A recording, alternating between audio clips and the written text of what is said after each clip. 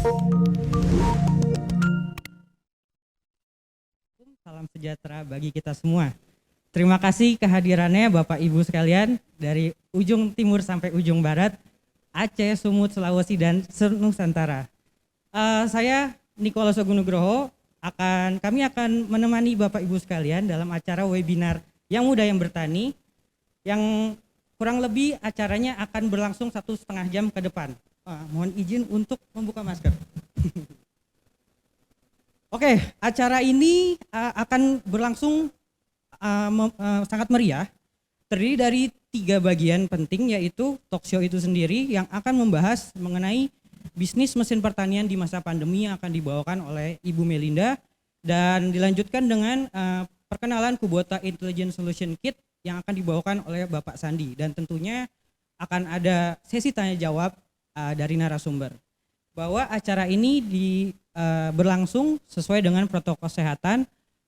Kami tim di studio sudah melewati tes antigen swab dan sesuai dengan protokol kesehatan yang dilakukan, yang diterapkan oleh peraturan pemerintah. Kita langsung masuk ke inti acara kita, yaitu talk show yang akan dipandu oleh Bapak Fajar Gumanti dan akan ditemani oleh 2 narasumber dari PT Kubota Machinery Indonesia, yaitu Ibu Melinda dan Pak Sandi. Untuk Pak Fajar, dipersilakan.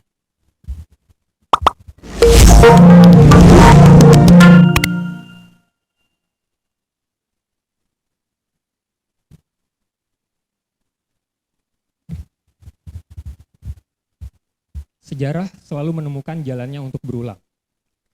27 April 1959, Presiden Soekarno ketika pertama kali meletakkan batu ketika peresmian Fakultas Pertanian Universitas Indonesia, yang kemudian berubah nama menjadi IPB di kemudian hari, mengatakan ada 4 hal yang menjadi kunci sukses dalam pembangunan pertanian Indonesia. Yang pertama adalah pemupukan, yang kedua adalah seleksi lahan, yang ketiga adalah pembangunan peternakan, yang keempat adalah mekanisasi. Sejarah juga menemukan jalannya kembali ketika pada saat itu Presiden Soekarno mengatakan di hadapan para peserta acara bahwa kaum muda adalah kunci bagi pembangunan pertanian yang berkelanjutan.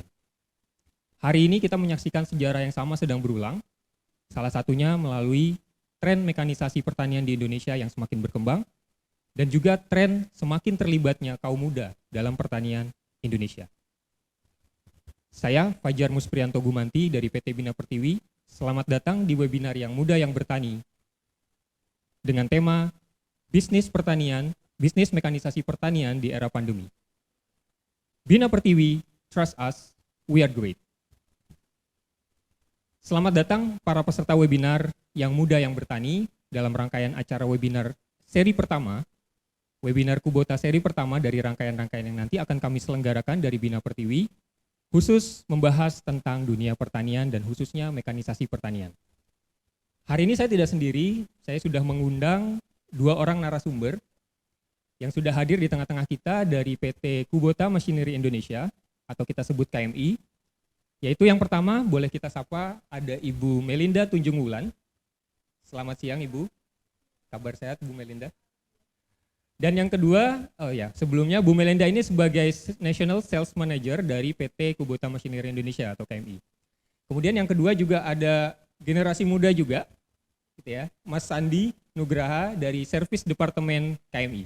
Selamat siang Mas Sandi, kabar sehat Mas Sandi? Terima kasih sudah hadir di tengah-tengah kita, Bu Melinda dan Mas Sandi. Hari ini kami akan membahas tentang prospek bisnis pertanian di era pandemi. Tadi di awal sudah disebutkan oleh Pak Bayu, kemudian juga disebutkan juga oleh MC kita. Ternyata di era pandemi ini, bisnis pertanian terus menemukan pertumbuhan. Meskipun mungkin di sektor-sektor lain ada yang mengalami penurunan atau mungkin stagnan. Tapi ternyata dunia pertanian tetap growth, tumbuh, dan menjadi salah satu tulang punggung negara kita ya dalam menghadapi pandemi ini, kondisi pandemi ini. Menjadi menarik. Untuk itu saya akan mempersilakan yang pertama pembicara kita, yaitu Bu Melinda, dengan topik utama bisnis mesin pertanian di masa pandemi. Kita terus terang penasaran, kalau pertaniannya memang maju, apakah memang bisnis pertaniannya juga maju?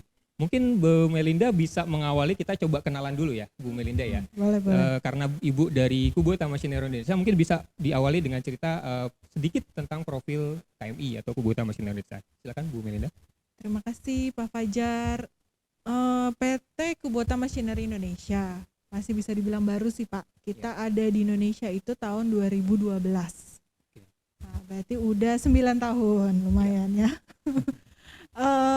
Kami memang bisa dibilang baru, tapi kalau produk Kubota sudah lama ada di Indonesia. BP, teman-teman dari BP pasti juga tahu, mungkin lebih dari 50 tahunan ya sudah berkiprah di Indonesia untuk produk-produk Kubotanya.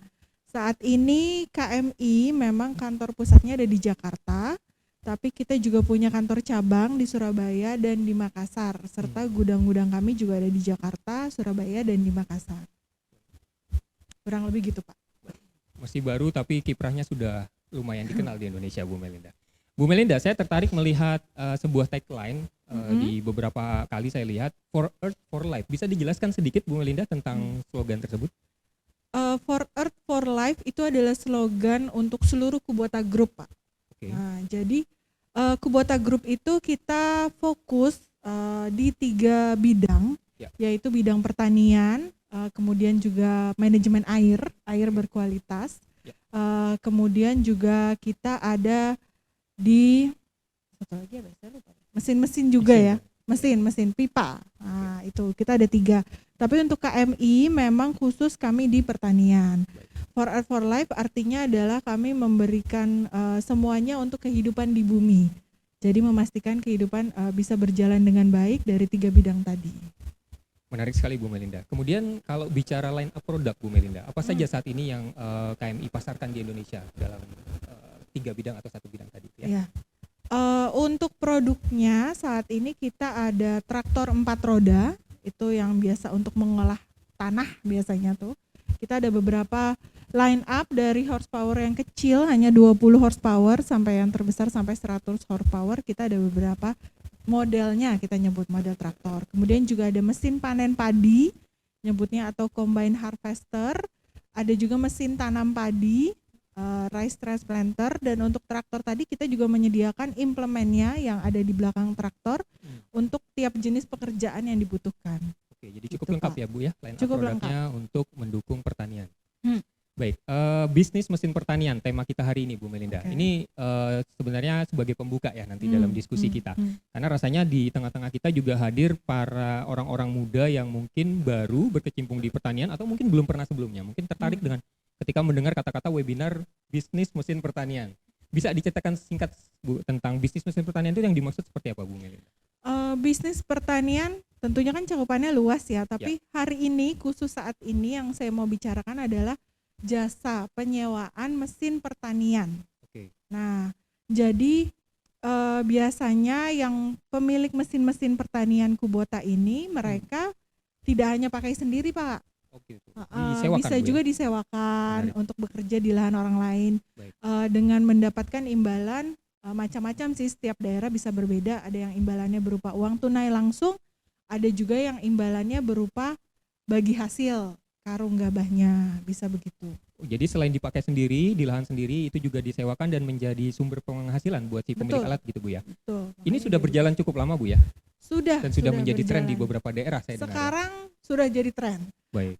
Awalnya memang customer kami tuh banyak membeli unit untuk dipakai sendiri. Oke. Itu porsinya banyak seperti itu. Tapi Baik. sekarang trennya adalah mereka membeli unit untuk jasa Disewakan. pertanian ini. Iya. Di beberapa daerah mungkin kalau dulu kita masih melihat tenaga kerja manual gitu ya, kemudian mungkin sudah beralih ke mesin-mesin, itu sudah biasa dilihat Bu ya? Sudah mulai berkurang tuh Pak. Mungkin tenaga manualnya sudah makin menua kan, usia lanjut, dan pekerja mudanya atau anak-anak mudanya tertarik untuk pekerjaan lain di kota dan sebagainya. Baik, menarik sekali Bu. Tapi kita juga jadi penasaran ya dari situ ya. Betul. Bisnisnya bisa terbentuk di Indonesia juga menjadi satu tren gitu ya. Sebenarnya bagaimana ya? Bagaimana awalnya atau bagaimana pada akhirnya bisnis ini bisa terbentuk gitu ya? Pasti kan ada triggernya gitu ya, pemicunya. Itu seperti apa Bu Melinda? Betul Pak. ada pemicu pasti ya, ada gula, ada semut katanya Pak. Nah, kalau selama ini yang kami pelajari ada 4 faktor utama sih yang memicu bisnis ini bisa berkembang, bisa tumbuh dan berkembang dengan baik di seluruh Indonesia. Contohnya pertama adalah faktor alam Indonesia sendiri, kemudian kebutuhan masing-masing daerah, kemudian ketiga bertambahnya dealer-dealer Kubota di seluruh Indonesia, dan terakhir adalah peran dari pembiayaan. Oke, sangat menarik Bu. Ada 4 faktor ya yang kita petakan. Bisa dijelaskan sedikit clear satu persatunya Bu, faktor alam seperti apa, kemudian membentuk kebutuhan itu seperti apa sih yang terjadi di lapangan hari ini? Boleh. Jadi kita jangan lupa nih Pak, Indonesia itu kepulauan dari Sabang sampai Merauke, katanya sih ada 17.000 pulau, tapi saya nggak pernah hitung ya Pak. Katanya ada 17.000 pulau dari Sabang sampai Merauke. Ini faktor alam Bu ya? Faktor alam. Nah, pulau-pulau ini mengakibatkan perbedaan cuaca juga Pak, iklim juga. Jadi kalau kita lihat, saya waktu itu membandingkan ya di bulan yang sama tapi tahun yang berbeda. Kami kan suka melihat itu curah hujan misalnya, paling gampang deh. Pasti dari BMKG kita bisa ngecek data curah hujan. Di bulan yang sama misalnya September tahun 2019 dan September tahun 2020 kita bisa buka. Di periode bulan yang sama ini ya? Periode bulan yang sama Pak, itu kita bisa lihat ternyata cuaca atau curah hujan itu bisa berbeda. Jadi kalau kata orang pokoknya ber pasti hujan gitu bulannya ya, tapi tidak selalu. Dan mulainya hujan juga bisa beda. Mungkin teman-teman kita di Sumatera bagian utara sudah hujan duluan di bulan September misalnya. Tapi ternyata teman-teman yang ada di Jawa Timur atau ada di NTB, NTT itu belum hujan sama sekali. Nah, perbedaan curah hujan ini mengakibatkan perbedaan musim tanam. Musim tanam padi. Musim tanam padi misalnya. Biasanya petani kan tunggu ada hujan dulu, baru siapkan bibit, olah tanah, baru mulai menanam. Perbedaan musim tanam tentunya nanti musim panennya berbeda juga. Sehingga di situ memunculkan kebutuhan akan mekanisasi, betul. Oke, menarik. Kemudian bagian kedua Bu yang tadi Ibu sebutkan ada mulai muncul kebutuhan. Kebutuhan seperti apa Bu Melinda? Nah, kami coba petakan ya customer kami saat ini ada di mana saja. Ternyata dari hasil peta ini tuh ada yang titiknya cuma 1, ada yang nggak ada titik, ada yang titiknya banyak. Nah, ternyata beberapa daerah ada yang lebih dulu memerlukan mekanisasi pertanian Pak. Misalnya mungkin di daerahnya ternyata tenaga kerjanya berkurang, sudah pada ke kota. Atau daerahnya itu musim hujannya pendek, jadi panennya atau tanamnya harus cepat. Nah, itu sehingga ada beberapa daerah yang duluan nih membutuhkan mesin-mesin. Jadi ada perbedaan kebutuhan, kemudian pergeseran mesinnya dari satu daerah ke daerah lain. Betul. Sehingga orang makin kenal dengan mekanisasi. Betul. Kemudian di faktor ketiga tadi Ibu menyebutkan sudah mulai tumbuh networking ya. Dealer Kubota ini sudah mulai tumbuh di semua daerah. Saat ini seperti apa Bu kondisinya?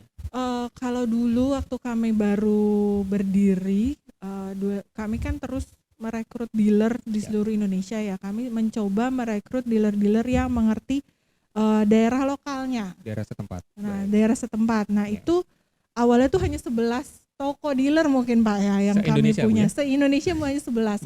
Tapi sekarang sudah tumbuh ada 48 sekarang outlet dealer yang menyediakan sales, service dan spare partnya juga. Dan kedepannya pasti bertumbuh lagi. Setelah 7 tahun menjadi 48 outlet. Menarik Bu Melinda. Dan yang terakhir ada dukungan pembiayaan. Dukungan pembiayaan ini juga jadi satu supporting yang cukup baik ya untuk perkembangan mekanisasi Bu. Betul Pak. Jadi tadi kan saya bilang ini bisnis ya. Orang bisnis pasti kan menghitung investasi awal berapa, modal awal saya berapa sih gitu kan. Dan pihak pembiayaan ini memberikan support di situ. Jadi memudahkan orang untuk memulai bisnis mesin pertanian Kubota. Dan support dari pembiayaan tentunya membuat orang menjadi lebih tertarik lagi untuk mulai bisnis ini Pak. Saya pernah membaca kalau di Thailand ya Bu ya, di mana bisnis mesin pertanian ini cukup bagus gitu ya beberapa tahun terakhir. Memang salah satu key sukses faktornya adalah dukungan pembiayaan. Betul ya Bu ya? Betul. Nah mungkin Indonesia sedang mengarah ke situ atau seperti apa Bu? Atau sudah mulai banyak menjamur dukungan-dukungan perusahaan pembiayaan yang mau turun ke pertanian? Karena kayaknya mungkin mereka berpikir sekian kali gitu ya di awalnya gitu ya. Betul banget itu. Saya jadi ingat pengalaman pertama kali ada teman-teman dari pembiayaan mau membiayai itu. Mereka bingung, ini bagaimana cara saya menganalisa ya, tidak ada rekening koran lah apa dan sebagainya. Customernya tuan gitu ya. Iya, customernya di mana, terus kadang kan mereka harus survei dan sebagainya, mereka bingung, tapi lama-lama mereka terbiasa, mereka sudah tahu bagaimana polanya, terus pembayarannya pun sudah bisa musiman, teman-teman pembiayaan ini melihat dari musim, kalau musim panen pastikan pemasukan lebih banyak ya, jadi bisa nih pembayaran besarnya pas musim panen saja. Jadi pembiayaan sudah ke arah situ, Pak. Baik, saya rasa ini bagian yang paling menarik ya Bu Melinda, karena sangat korelatif dengan yang mungkin kita akan bahas berikut ini dari pertanyaan saya. Saya penasaran juga Bu Melinda, dari tadi saya penasaran dulu, nggak apa-apa ya Bu ya? Ya, nggak apa-apa. Saya penasaran ketika orang sudah terjun ke bisnis mekanisasi pertanian atau alat dan mesin pertanian, sebenarnya untuk mulai bisnisnya ini sendiri butuh uang berapa banyak Bu? Gitu ya, atau butuh modal berapa banyak tuh? Kemudian pertanyaan orang lagi mungkin yang normal lah ya, logis aja bertanya, saya bisa balik modal berapa lama Bu? Ini ada hitungan khususnya kah, sebegitu menarikkah? Sehingga dalam beberapa tahun terakhir kita lihat penjualan mesin pertanian di Indonesia cukup drastis peningkatannya. Pasti Pak, ini terutama buat teman-teman yang baru mulai tertarik ya, pasti pertanyaan pertama adalah berapa modalnya, yang kedua kapan baliknya saya itu modal gitu. Betul. Kan ya. Bisa-bisa. Jadi sebelum memulai bisnis ini tentu ada beberapa hal yang harus kita cek dulu Pak. Jangan lupa ada 3 poin yang harus dicek. Pertama investasi. Investasi awal pastikan harga mesin ya. Nah silakan menghubungi Bina Pertiwi nih untuk harga. Misalnya berapa sih mesin ini, harganya berapa dan sebagainya. Itu jadi perhitungan modal awal kita, investasi awal kita. Terus kemudian kedua informasi produksi. Ini maksudnya kalau ini saya ambil contohnya padi ya Pak ya. Tanaman padi. Kita harus tahu tuh di daerah itu kalau panen 1 hektar berapa ton ya misalnya. Terus kita harus tahu juga soal mesinnya. Mesin ini bisa bekerja 1 hari bisa panen berapa hektar ya misalnya. Kapasitas kerja itu kita harus tahu semua informasi itu. Terus misalnya mesin ini kalau kerja 1 hektar habis berapa liter solar ya, itu juga harus dihitung Pak. Jadi seperti yang ditampilkan di sini Bu ya, kalkulasi itu mencakup investasinya awalnya berapa, harga unit pasti beda-beda. Kayak contoh ditampil di sini ada apa ya Bu? DC35 ini yang paling kecil ini Pak, combine yang paling kecil. Baik. Kemudian informasi produksi tadi yang seperti Ibu sampaikan, waktu tanam per tahunnya berapa, seperti itu Bu ya? Iya betul. Jadi memang harus tahu detail tentang industrinya atau bidangnya. Kemudian yang nggak kalah penting biaya operasional. Biaya operasional yang tadi saya bilang, berapa liter solar yang habis. Terus kemudian kan nanti pasti ada supir atau operatornya ya yang mengendarai mesin. Nah itu upahnya biasanya berapa, itu juga harus dicek. Baik, sangat menarik Bu. Ini Ibu punya hitungan untuk semua jenis produk ya? Ada bisa. Atau semua dealer kami pasti punya hitungannya sebagai Pak. Standar, betul. Nah berarti atas kos-kos ini gitu ya, investasi awal, orang bisa berharap pengembaliannya seperti apa Bu? Nah tadi balik modalnya lah gampangnya. Nah, kemudian yang harus dicek juga itu adalah upah sewa. Jadi maksudnya kalau kita kerja di daerah tersebut 1 hektar, dapat upah sewanya berapa. Macam-macam kan tadi saya sempat bilang ada yang uang tunai, ada yang bagi hasil gabahnya dan sebagainya. Tapi kan tetap bisa dihitung dalam nominal angka ya. Bagi hasil Bu ya? Bagi hasil itu seperti apa Bu? Kayaknya menarik.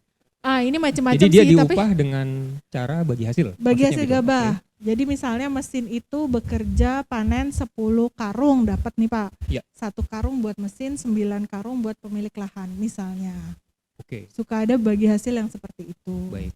Jadi porsi ya sebenarnya. Porsi. Ya, dari ada hasil juga yang aja. langsung persen Pak. Misalnya mesin dapat 30% pokoknya dari total hasil panen. Itu ada juga. Dan masih ada yang skema lain Bu, misalnya dibayar rupiah per hektar atau rupiah juga ada. Jadi ada yang mau daerah, langsung ringkas, tergantung daerah. Makanya harus dicek nih setiap daerahnya Pak. Ada yang mau ringkas, udahlah langsung aja 2 juta per hektar misalnya, 3 juta per hektar ada juga Pak. Baik. Jadi dengan beli alat sekitar katakanlah tadi 300-an juta, 400 juta, 500 juta, tapi dapat bayaran per hektar kira-kira 1,7 atau 2 juta tadi, itu rutin pemasukannya memang dari situ ya Bu, jasa pemanenan misalnya, atau jasa pengolahan tanah ketika mau siap tanam, seperti itu Bu ya? Betul. Baik, sangat menarik, kayaknya hitung-hitungannya juga udah cukup lengkap gitu ya. Tapi tadi Bu, yang belum terjawab kayaknya tentang balik modalnya. Berapa lama Bu, sejak saya misalnya beli tahun ini, berapa tahun lagi saya bisa balik modal dengan masing-masing alat ini misalnya? Kalau kata guru kita dulu kan rajin pangkal kaya ya. Jadi kalau semakin rajin kita bekerja mesinnya Pak, semakin cepat balik modalnya. Biasanya sih rata-rata kan misalnya padi itu rata-rata 1 tahun 2 kali musim. Oke. 2 kali musim. Anggaplah dia bekerja rata-rata customer kami tuh kerja bisa sampai 6 sampai 8 bulan tuh mesin kerja, Pak. Sampai 8 bulan. Sampai 8 bulan. Kalau dia pergi ke beberapa Itu yang dibilang desa racun yang pangkal berbeda. kaya tadi. Iya, betul. Nah, kalau bisa seperti itu dalam waktu singkat 1,5 tahun 2 tahun kalau mesinnya semakin besar tentunya Baik. modalnya semakin tinggi ya. Baik. Itu sudah bisa balik modal. 1,5 tahun. Ibu lagi nggak bercanda ini kan? Enggak lah. Enggak benar. Ini bisnis era pandemi juga masih ada yang bisa balik modal 1,5 tahun, Bu? Masih bisa. Serius? Di semua daerah sama? Semua daerah sama. Luar biasa. Kita ada tamu dari Sidrap dari Tebing nih, Bu ya. Mungkin Iya, kalau iya. ada yang mau testimoni nanti bisa sambil Boleh, testimoni. boleh, Tapi silakan. 1,5 tahun tuh waktu yang nggak terlalu lama sebenarnya, Bu. Untuk hitungan sebuah bisnis yang nilainya mungkin tadi ya sekitar 0,5 M atau ke bawah gitu ya, 500 juta. Itu memang bisa dicapai dan sangat mungkin dicapai ya dengan Sangat mungkin pekerjaan dicapai. sekitar tadi 6 atau 8 bulan. Hmm. Baik. Sudah banyak testimoni berarti, Bu Melinda? Sudah. Rata-rata orang punya berapa unit sih, Bu? Penasaran juga nih. Tergantung daerah sih kayaknya. Oke. Ada beberapa daerah memang ya rata-rata punya 3 sampai 4 unit. Satu orang. Satu orang. Baik. Nah, ada juga yang punya lebih dari itu juga ada Sudah gitu. biasa Ada ya. yang sampai sudah serius bisnisnya jadi bisa sampai hampir 10 unit itu juga bisa. Repayment time BEP-nya cukup cepat, ya saya rasa sangat menarik gitu ya. Hmm. Tapi mungkin tadi ada perbedaan nggak sih, Bu, kalau dengan alat panen dengan alat bajak, combine dengan traktor? Beda, benar Pak, beda. Nah, ini apa, juga Bu Mel? penting disampaikan. Jadi kalau mesin panen kan dia bekerja saat panen ya. Ya. Dan dia memang pekerjaannya tuh banyak dari memotong, terus kemudian dia threshing atau Oke. merontokkan di dalam sampai akhirnya keluar gabah. Baik. Sehingga perawatannya lebih banyak biasanya Pak. Ada Baik. beberapa bagian yang harus lebih rajin dirawatnya. Berbeda dengan traktor, kalau traktor itu kan dia bekerja tergantung implemen apa yang dipasang di Ada di belakangnya. belakangnya. Baik. Betul. Dan dia bekerja contohnya kalau kita pakai rotary tiller atau untuk bajak, itu ada di belakangnya untuk bajak saja. Ya. Itu perawatannya tidak terlalu serumit mesin panen. Dipanen. Oke. Tapi memang upah sewanya biasanya di bawah dari mesin panen. Makanya biasanya kami selalu menganjurkan kepada customer itu jangan hanya kerja dengan satu implemen. Lebih Jadi, banyak implemen, lebih baik. Lebih banyak implemen. Baik. Kita juga punya kayak front dozer. Implemen itu dalam artian untuk jenis pekerjaan yang berbeda, Bu ya. Jenis pekerjaan yang beda. Jadi misalnya kita punya front dozer. Front dozer tuh fungsinya meratakan tanah. Ya. Nah, kan biasanya tuh ya habis panen ya gunung gandung begini nggak rata. Pakai front dozer dulu baru dibajak. Itu lebih baik. Tentunya ongkos sewanya akan berbeda dengan yang hanya membajak saja. Dan ada pemasukan tambahan. Betul. Baik. Cukup menarik, Bu Melinda, terima kasih. Mungkin nanti akan ada banyak pertanyaannya, tapi kami mempersilakan Semoga silakan. great people sekalian gitu ya yang peserta webinar hari ini, kalau memang sudah mulai ada pertanyaan yang muncul dari apa yang barusan kita diskusikan, boleh langsung dituliskan di kolom chat Bapak dan Ibu. Nanti kita akan bacakan ketika sesi tanya jawab yang nggak lama lagi kita akan mulai gitu ya. Nah, balik ke tema tentang era pandemi, Bu Melinda. Kalau kita bisa bilang era pandemi ini kan cukup jadi pukulan buat banyak bisnis. Nah, bisnis mesin pertanian ini seperti apa, Bu? Apakah masih bisa bertahan? Dan kalau masih bisa bertahan, kenapa, Bu? Alhamdulillah masih bertahan, Pak. Masih bertahan. Ada beberapa faktor sih. Yang pertama itu karena ini berhubungan dengan pangan ya, Pak ya. Baik. Pangan itu kan kita semua masih membutuhkan pangan. Ya. Sehingga para pahlawan kita masa pandemi itu para petani Justru masih para bekerja. petani masih Iya, dibutuhkan. mereka Betul. masih bekerja, masih bertanam. Betul. Kemudian pemerintah juga memberikan dukungan yang sangat tinggi sekali untuk pangan. Ya. Contohnya pertengahan tahun 2020 itu kan ada program food estate ya. Betul. Pemerintah mau menggerakkan lagi ketahanan pangan Ketahanan kita. pangan, betul. Nah, jadi inilah salah satu faktor bisnis ini tetap bertahan. berjalan. Oke. Terus Ya. kedua, ini ruang gerak Pak. Jadi masa pandemi kita masih ya sekarang. Masih saat ini. Sayangnya masih. Itu kan ada PSBB kalau dulu bahasanya ya. Betul. Kalau sekarang PPKM. PPKM. Ya. Nah, jadi ada pembatasan ruang gerak pandemi. Memang Baik. sih tidak semua daerah masuk ke red area ya. Zona merah itu tidak semua daerah. Tapi ternyata setiap pemerintah daerah tentunya kan ingin melindungi masyarakatnya. Ya. Nah, sehingga pergerakan agak dibatasi dengan mereka. Tapi pertanian harus jalan terus, berarti kuncinya mekanisasi, Pak. Karena produksi harus jalan terus, bagaimana caranya produksi itu bisa berjalan dengan tanpa terhambat, karena keterbatasan manusia untuk turun langsung ya tetap dibutuhkan mekanisasi. Betul. Seperti itu Bu Melinda ya korelasinya. Seperti itu, betul. Baik. Selain ruang gerak tadi saya lihat ada jasa servis, kemudian diferensiasi atau inovasi, itu seperti apa Bu Mel? Nah, kalau jasa servis ini maksudnya adalah pemilik mesin itu harus menganggap penyewanya sebagai customer. Berarti dia harus memberikan apa ya istilahnya ya servis dengan baik ya. Dengan baik ke customer sehingga nanti customer akan panggil dia lagi misalnya untuk panen lagi jadi atau untuk kerja bajak. customer. Betul, harus dijaga kepercayaan customer. Gimana cara menjaganya? Misalnya satu jujur, sudah selesai semua Pak, hasilnya sekian gitu. Atau kedua, operatornya dilatih dengan baik. Karena hasil pekerjaan itu juga semakin baik operatornya menjalankan mesin, hasil kerjanya juga semakin baik nanti. Semakin bernilai baik di mata pemilik lahan, dia dapat fee-nya jadi lebih bagus. Betul, dapat kepercayaan lah ya dari customer. Baik. Kemudian tadi yang terakhir, diferensiasi dan inovasi. Ya. Dengan bertumbuhnya bisnis ini, pastikan persaingan juga ada ya Pak ya. Persaingan antara pemilik mesin. Bagaimana coba memenangkan persaingan ini? Tadi udah ada kuncinya kepercayaan dari customer. Kemudian diferensiasi juga penting nih. Diferensiasi. Contohnya, kayaknya customernya BP dari Sumatera Utara juga deh. Misalnya dia panen pakai mesin panen, tapi nanti angkut gabahnya pakai traktor dikasih bak di belakangnya gitu kan. Itu kan itu sesuatu yang unik. Pembeda. Itu yang customer bilang wah lebih singkat nih ya, lebih efisien nih dan lebih terjamin jadi gabahnya nggak kotor misalnya. Hal-hal yang seperti itu. Dan menjadi jaminan buat si pemilik alat sendiri ya Bu ya, Betul. untuk dapat apa istilahnya pelanggan lah ya. Gitu. Kalau inovasi ini mungkin lebih dari kaminya juga ya, sisi produsennya juga. Misalnya kami menyediakan tadi traktor dengan beberapa jenis implemen yang berbeda untuk pekerjaan berbeda. Jadi customer kami bisa terus mencari apa yang mereka butuhkan, bisa mencari ke kami langsung. Baik, sangat menarik Bu. Tapi dari tadi mungkin kita banyak bicara tanda kutip manisnya Bu ya. Tapi ada kayaknya semua bisnis nyaris mustahil kalau nggak ada resiko Bu Mel. Betul, pasti ada resikonya. Di bisnis mesin pertanian ini apa sih resikonya? Mungkin banyak yang baru atau mau berniat mulai ini harganya mahal, pasti ada resikonya nih. Kira-kira apa aja Bu resiko yang dihadapi? Ini dibuka semua nih ditanya Pak Fajar ya. Jadi dibuka semua Bu ya, nggak ada rahasia. Gak apa-apa. Resiko ada Pak, resiko itu pasti ada. Pertama karena kita berhubungan dengan alam ya, tanaman dan juga tadi saya bilang curah hujan atau cuaca, pasti ada resiko gagal panen. Gagal panen tuh biasanya di petani bisa macam-macam, bisa kekeringan atau kebanjiran kayak awal tahun lalu kan ada beberapa daerah yang kebanjiran. Betul. Ada juga misalnya hama penyakit tiba-tiba nyerang kayak di mana kemarin tuh saya baca informasinya banyak belalang masuk misalnya. Itu mungkin terjadi, resiko ini pasti ada.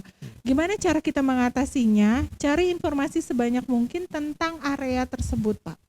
Jadi kalau bisa mungkin ngobrol sama petaninya atau kalau biasanya tuh kalau dinas pertanian punya penyuluh lapang ya namanya ya. Bisa ngobrol dengan mereka daerah tersebut seperti apa untuk sih. Dapat informasi. Betul, historinya, sejarahnya seperti apa dan kalau ada gagal panen bagaimana kondisinya. Ini kita juga harus biar kita juga siap gitu. Jadi si pemilik alat ini sendiri juga punya resiko kalau si pemilik lahannya juga gagal panen. Betul. Jadi tidak serta-merta ini juga menghasilkan, tapi memang harus memperhitungkan resiko itu gitu Bu ya. Betul. Oke. Kemudian kalau dari sisi populasi nih Bu, kalau memang paling simpel lah ya, kita bisa nilai dari makin banyak alat pasti persaingan kan makin tinggi.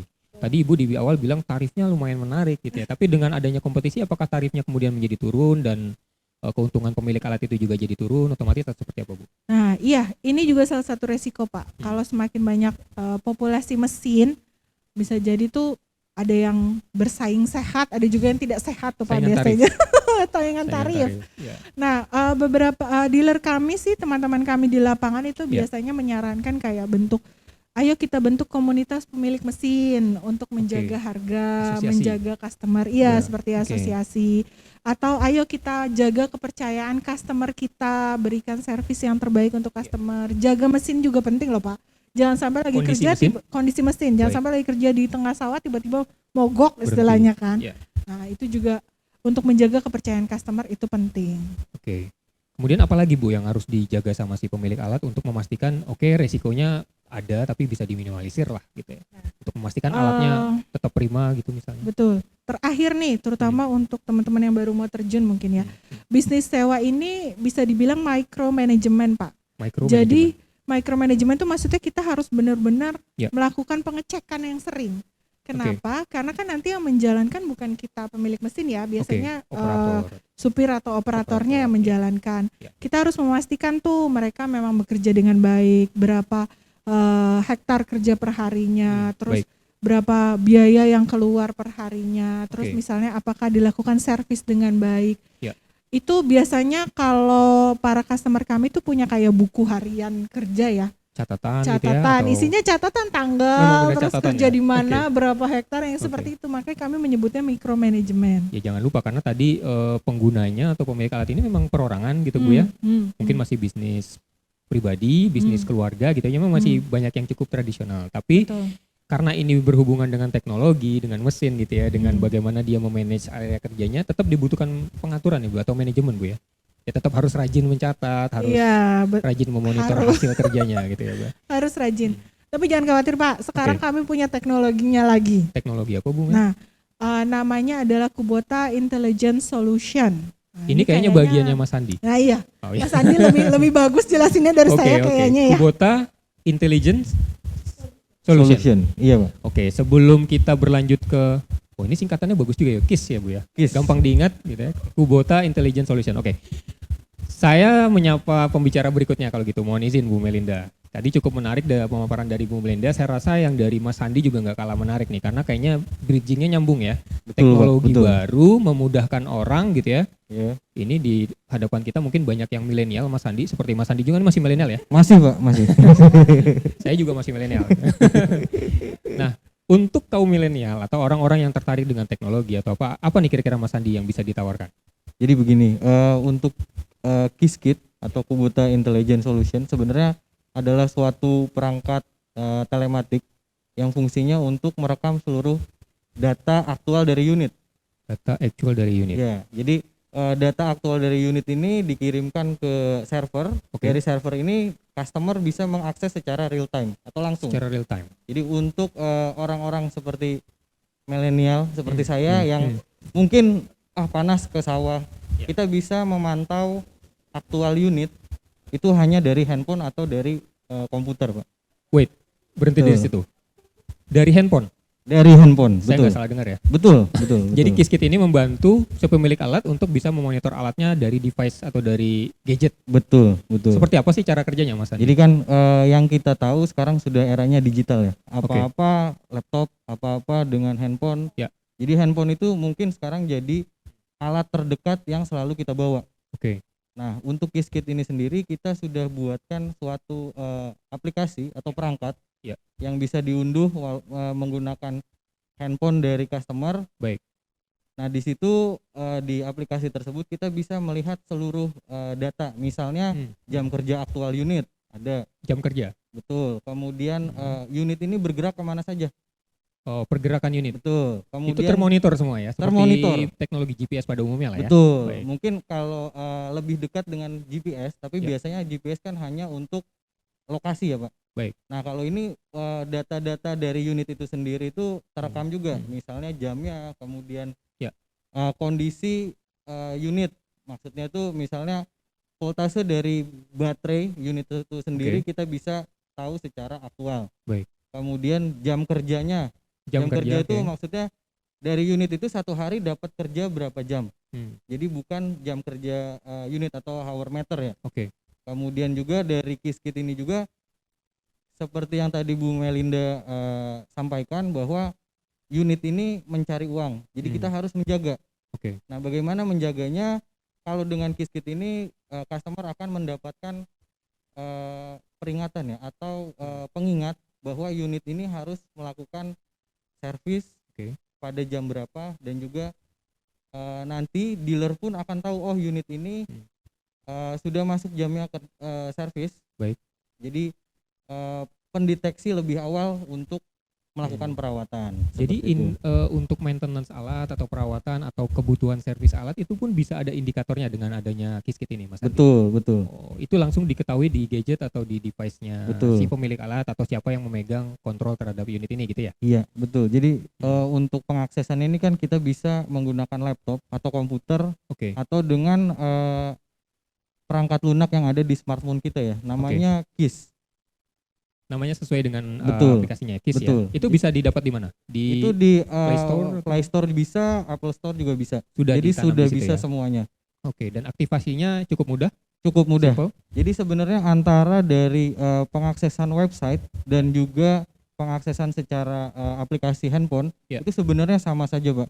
Yang membedakan adalah detail data yang bisa diterima atau kita bisa lihat data sedetil apa. Jadi apabila dari customer ingin data yang lebih detail, mungkin bisa menggunakan aplikasi dari website. Di situ bisa muncul tampilan yang lebih detail. Lebih detail. Tapi ini secara aplikasi sudah ada di Play Store, bisa di-download dengan mudah dan digunakan si user dengan mudah gitu ya. Sudah, Pak. User friendly lah. User friendly sekali. Baik. Terakhir Mas Andi, fitur-fitur apa aja sih sebenarnya yang terdapat tadi bisa diulangi dan apa manfaatnya buat pemilik alat kalau punya fitur ini? Jadi untuk fitur-fitur ini sendiri memang untuk Qiskit ini lebih dekat ke GPS ya. GPS. Nah, ini di layar juga bisa kita tampilkan. Jadi untuk Qiskit ini sendiri kita bisa pasang di combine dan juga traktor. Combine dan traktor ya. Nah, ada beberapa fitur yang bisa dilihat oleh customer. Yang pertama itu udah pasti kalau GPS kan lokasi. Standar lokasi pasti tahu ya. Kemudian pencatatan lokasi. Nah, hubungannya pencatatan lokasi ini untuk apa? Kita untuk mengetahui histori alat ini kerja berapa hektar per hari. Kemudian untuk berikutnya ada jam kerja pada unit itu sendiri. Baik. Ini tampilan di laptop mungkin ya? Atau di HP juga akan seperti ini? Nanti akan ditampilkan sebenarnya antara laptop dan di handphone itu sama saja. Kira-kira seperti ini ya. Cuman mungkin karena dimensi dari layarnya itu sendiri yang berbeda. Kemudahan membacanya. Betul. Jadi status unit, laporan unit itu semua ditampilkan di Betul aplikasi. Sekali, Pak. Betul. Jadi kalau yang indikator tadi alarm dia berbunyi atau muncul peringatan jadi apa, Mas Andi? Untuk alarm itu dia modelnya seperti notifikasi, Pak. Mungkin semuanya sudah terbiasa membuka media sosial kayak pop up gitu ya. Nah, itu ada notifikasinya. Nah, itu kira-kira seperti itu, Pak. Baik. Jadi kuncinya mungkin di sinyal telekomunikasi jadinya. Betul. Selama bisa diakses, ini bisa terakses dengan mudah atau memang ada fitur lain yang memudahkan buat. Jadi sebenarnya gini, Pak. Untuk akses ini jadi dari device-nya sendiri memang mengandalkan GPS sinyal. Baik. Nah, yang kita tahu di tiap-tiap daerah kapasitas dari sinyal tiap provider itu berbeda. Itu yang mengakibatkan misalnya kita pakai provider A, itu yang membedakan. Di daerah situ tidak ada. Nah, kemudian jadi blind spot atau kita tidak bisa mengirimkan data yang akhirnya datanya akan hilang. Nah, untuk Qiskit ini kita bisa sebut bahwa kita menggunakan seluruh provider mana yang terkuat.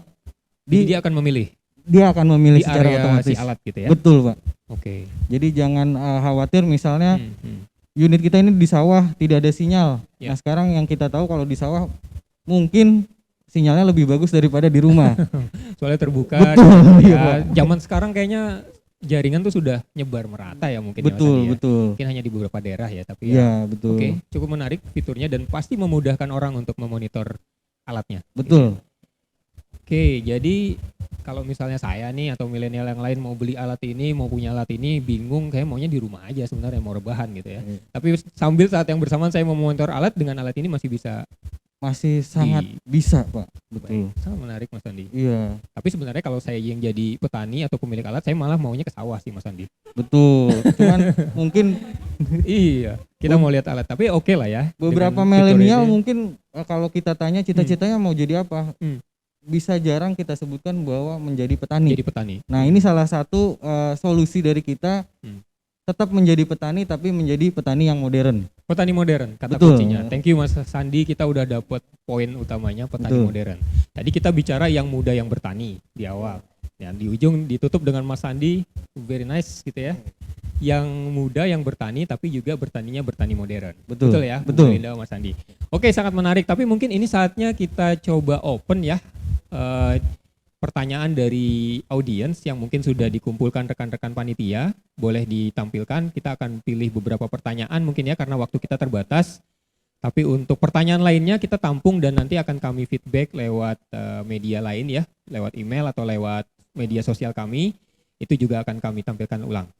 Oke, saya akan coba pilih pertanyaannya aja ya. Oh gitu, oke. Mungkin bisa dimulai dari video singkat dulu nih ya, tadi yang Qiskit ya. Oh, Mas Andi bawa video ya, oke saya lupa. Kita boleh putarkan videonya sekilas, rekan-rekan? Boleh dibantu untuk pengenalan Qiskitnya ya, Mas Andi ya.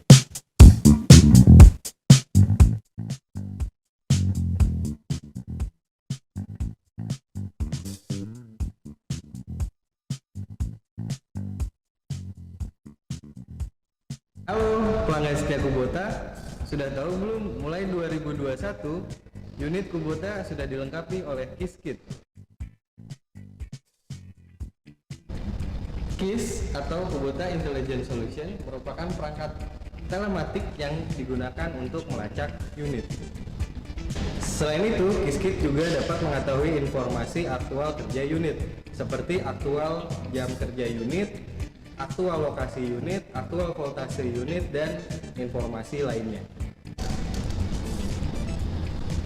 Selain itu, informasi aktual juga dapat kita akses melalui aplikasi website dan juga aplikasi pada ponsel pintar Anda. Saat ini Qiskit sudah terpasang langsung di unit mesin panen DC93. Untuk unit lainnya menjadi opsional. Sekian pengenalan singkat mengenai Qiskit. Sekian tutorial penggunaan Qiskit di video kita selanjutnya. Sampai jumpa.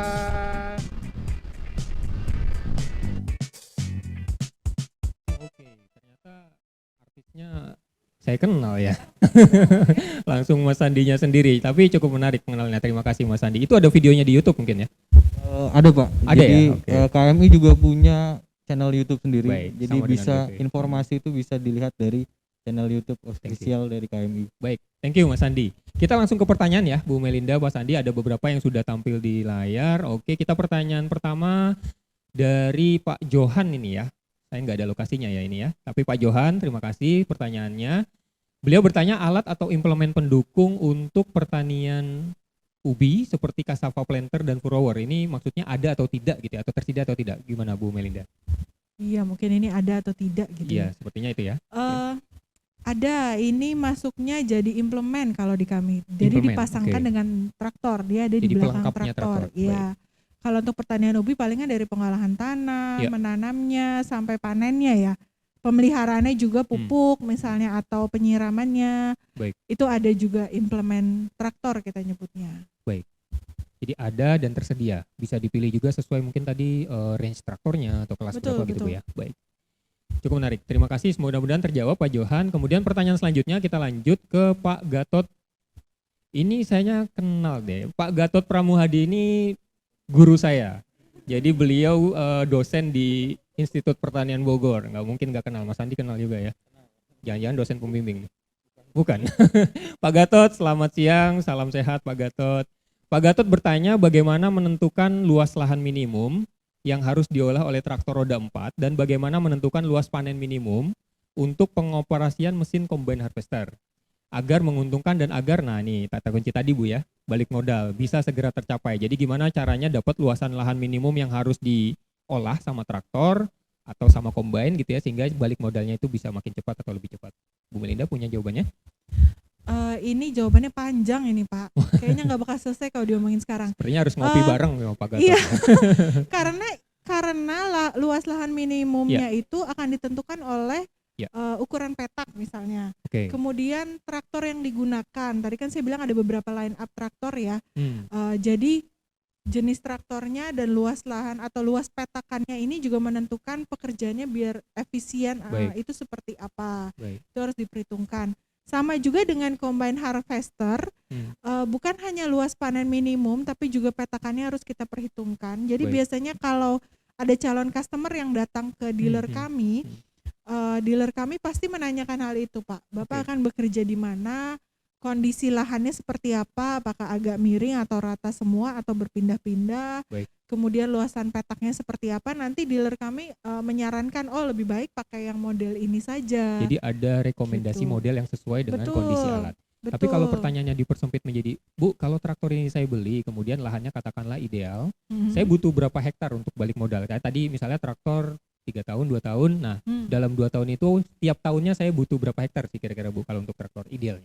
Atau combine juga idealnya? Combine mungkin yang lebih mudah dari perhitungan saya tadi, dengan 2 kali musim panen. Misalnya 1 kali musim panen itu dia bekerjanya hanya 30-an hektar apa 60-an hektar tadi saya hitung itu. Berarti setahun itu dia hanya bekerja sekitar 100 hektar. 100 sampai 120 hektar. Makanya dia 1,5 tahun balik itu modalnya. bisa balik dalam 1,5 tahun tadi. Betul. Sebenarnya itu tergolong rajin atau biasa atau biasa sih, Pak. Biasa ya Bu ya. Biasa, Artinya kan tadi saya dengar di presentasi Ibu ada sampai 8 bulan kerja mungkin bisa lebih Bu ya, 120. Iya, bisa, atau 100 hektar bisa lebih dari itu. Artinya bisa sampai BEP-nya bisa lebih cepat ya gitu ya Pak Gatot ya mungkin ya. Jadi makin besar luasan lahan yang diolah dalam 1 musim panen atau dalam 1 tahun, BEP-nya juga kemungkinan bisa lebih cepat gitu ya. Oke, semoga terjawab Pak Gatot. Saya rasa terima kasih pertanyaannya Pak Gatot. Kemudian pertanyaan terakhir mungkin ya di sesi kali ini, karena kita akan berlanjut ke sesi selanjutnya. Mohon maaf untuk yang pertanyaannya belum terjawab, tapi ada pertanyaan dari Mas Angga Rifandi. Mas Angga bertanya, apakah data tersebut bisa diekspor? Mungkin maksudnya yang data KISKIT tadi ya Mas Andi ya? Iya Pak. Data tersebut bisa diekspor atau harus selalu menggunakan layanan KIS? Apakah jika sudah tidak berlangganan, kemudian data yang lama akan hilang? Mas Andi, ada informasinya? Jadi memang untuk KISKIT ini kan kita merecord atau mencatat seluruh data. Nah, apakah data tersebut bisa diekspor? Itu sangat-sangat bisa. Jadi untuk data-data itu kita bisa lihat langsung pada website atau aplikasi, tapi di situ juga ada menu untuk kita mengekspor file menjadi Excel. Itu jangka yang bisa ditarik datanya 3 bulan terakhir. Selama 3 bulan terakhir itu masih bisa di-download, dianalisa datanya. Jadi jangan khawatir misalnya pengen tahu 3 bulan yang lalu unit ini kemana aja, kita bisa tarik datanya. Seperti itu. Kemudian di situ bisa dianalisa datanya, pergerakan unitnya, berapa jam dia kerja, itu terlihat selama 3 bulan terakhir. Betul. Kemudian apakah jika sudah tidak berlangganan lagi, apakah data yang lama akan hilang? Nah, untuk masalah berlangganan ini sebenarnya berlangganan ini sama seperti internet pada handphone ya. Jadi kalau sudah tidak ada langganan, dari device ini tidak bisa mengirimkan data yang dibaca oleh KISKIT kepada server. Jadi seperti itu kira-kira. Betul begitu. Jadi apakah data yang lama akan hilang, yang sudah tercatat itu tidak akan hilang. Jadi tetap tersimpan. Betul. Tapi untuk data yang baru atau teraktual itu tidak bisa terkirim dan kita baca secara aktual. Seperti itu kira-kira. Oh, jadi batasannya itu ya. Betul. Selama yang lama itu tetap masih tersimpan, bisa di-download juga. Cuma terbatasnya di yang baru justru. Betul. Tapi pasti ada solusi nanti di situ ya. Sebenarnya untuk langganan ini kita bisa lanjutkan selama 1 tahun ke depan. Jadi ada per 1 tahun opsi kita perpanjangan. Bisa. Betul. Opsi perpanjangan. Baik. Mudah-mudahan menjawab Mas Angga Rifandi. Terima kasih sekali lagi untuk pertanyaannya. Namun mohon maaf karena keterbatasan waktu kita masih ada 2 sesi lagi yang nanti akan dibawakan Mas Niko. Saya akan kembalikan ke Mas Niko. Cuma sebelum kita tutup, sekali lagi kami ucapkan terima kasih untuk Bu Melinda, Mas Sandi sudah mau berbagi ilmu lah ya, ini termasuk ilmu. Mungkin juga banyak dari kita yang baru mendengar hari ini bisa menginspirasi, bisa menggugah dan bisa meyakinkan kita bahwa ternyata orang muda pun bisa bertani. Dan orang muda pun bisa bertani secara modern dengan dukungan teknologi. Dan saya rasa setelah ini makin banyak orang yang penasaran, Bu Melinda. Sama seperti saya tadi ya, saya kata kuncinya penasaran Bu hari ini Bu. Jadi mudah-mudahan makin banyak yang penasaran. Nah, untuk rekan-rekan yang penasaran kita buka konsultasi gitu ya. Tadi Mas Andi sebutkan KMI juga punya link media sosial, YouTube, Facebook, atau mungkin Instagram juga yang sekarang digemari orang-orang gitu ya. Di Bina Pertiwi pun kita juga punya medsos yang sama, teman-teman bisa kunjungi Instagram Bina Pertiwi Official, kemudian di YouTube juga bisa teman-teman akses gitu ya, rekan-rekan sekalian akses. Nanti tayangan hari ini Bu Mel, Mas Andi kalau mau di-review gitu ya. Ini juga kita tampilin di YouTube-nya BP. Jadi nanti kita share linknya. Teman-teman juga yang mungkin ada ketinggalan sesi tadi di awal kita bisa review ulang materi-materi yang disampaikan. Jadi selain di YouTube, di IG Bina Pertiwi Official gitu ya. Baik, saya rasa cukup ya, cukup menarik pembahasan kita meskipun waktunya cukup singkat, nggak nyampe 1 jam kita berbincang, tapi saya rasa nanti kita bisa cari kesempatan lain nih Bu Melinda, Mas Andi, jangan kapok datang ke BP, mudah-mudahan gitu ya. Nanti kita ketemu di topik-topik yang lainnya, hari ini hanya pembuka, ibaratnya kick off lah ya untuk webinar yang muda yang bertani. Jadi kita tetap mengundang orang-orang muda lagi yang berani bertani modern gitu ya di webinar-webinar selanjutnya. Baik, sebagai penutup, kalau golongan sufi, ada yang termasuk golongan sufi di sini? Suka film? Suka film. Saya mau cerita penutup. Kalau tadi Insinyur Soekarno, saya penutupnya dari film Hollywood, gitu ya. Jadi di film Martian, kalau teman-teman ada yang mengamati gitu ya. Jadi siapa tuh astronotnya Mark Watney ya namanya ya, diperankan sama siapa Mas Andi ingat? Ya, saya lupa juga namanya. Tapi Mark Watney astronotnya gitu ya. Dia cerita ketika di penghujung film itu. Jadi dia bisa bertahan 560 solar day, 560 hari di planet Mars, bukan di bumi gitu ya. Itu karena dia bisa bertahan hidup karena bertani. Jadi kaget juga waktu saya nonton film itu, terus terang saya kaget, oh dia ngomong gitu ya. Karena memang di film itu kan dia bercocok tanam ya. Dan dia sharing ketika dia udah survive, dia bilang saya bertahan hidup di Mars karena saya bertani. Jadi apalagi kita di bumi ya. Ada tanah, ada air, ada udara. Ibaratnya seperti itu. Jadi 560 hari di planet lain pun bisa bertahan hidup dengan bertani. Nah, pesannya teman-teman jangan ragu untuk terjun ke dunia pertanian gitu ya, karena Bu Melinda, Mas Andi, BP gitu ya, itu juga menyediakan alat-alat mesin pertanian yang bisa kita manfaatkan untuk bertani secara modern dan menghasilkan produktivitas, kemudian juga menghasilkan bisnis yang bagus, Bu Melinda ya. Dan jangan ragu untuk juga jadi petani muda dan petani modern. Ya gitu ya Mas Andi ya. Oke, saya cukupkan. Terima kasih atas partisipasi rekan-rekan sekalian. Mohon maaf kalau banyak kekurangan dan mungkin ada yang hilaf-hilaf, tapi saya rasa kalau teman-teman belum puas bisa kunjungi medsos kita, bisa bersilaturahmi setelah ini, kami akan feedback juga pertanyaan-pertanyaan yang belum terjawab tadi selama sesi talk show. Bina Pertiwi, trust us, we are great.